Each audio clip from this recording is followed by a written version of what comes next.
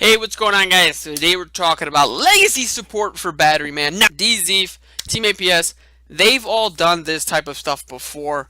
Could this be meta type of thing? Now, I'm not very creative. I am creative, but not like with making up names and making up card types. It's just, that's not my forte. If you have a deck that you think needs legacy support and you want me to take a look at and see what they could potentially use, that's definitely something you could comment down below. But this is really more of a discussion type of video. Like, what legacy support do you think Batteryman need? I guess that's kind of how I want to start the video. First off, I think they need a way to search battery charger and short circuit.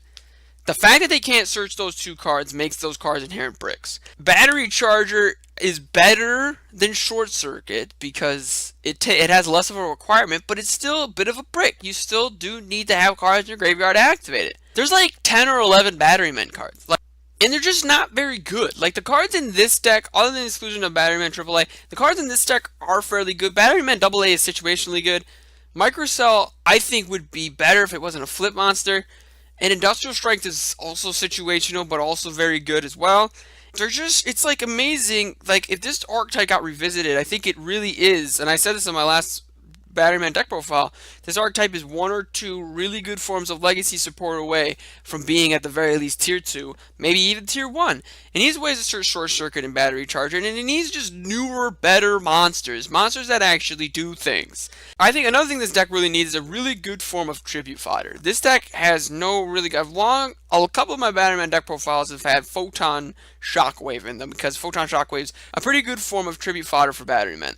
And could have good tribute fodder if 9-volt wasn't once per turn, and if it had an inherent way of double summoning. And I think that's another thing I want to add. This deck needs another inherent way to normal summon. You run the Symphonic Engine, you run Brilliant Fusion. Like, those archetypes weren't meant to be in Batteryman. They work in Batteryman because they both run level 5 monsters, they both give an extra normal summon, but they weren't meant to be in Batteryman. Batteryman need an archetype-specific double summon, and they need an archetype-specific form of tribute fodder. You add those two things, and you add a way to search short circuit and battery charger. This is a very, very good deck. Final thoughts. I really hope that Batteryman gets some form of legacy support. Odds are it won't be anything crazy strong, because Konami only likes supporting decks that are expensive, and Batteryman are really cheap.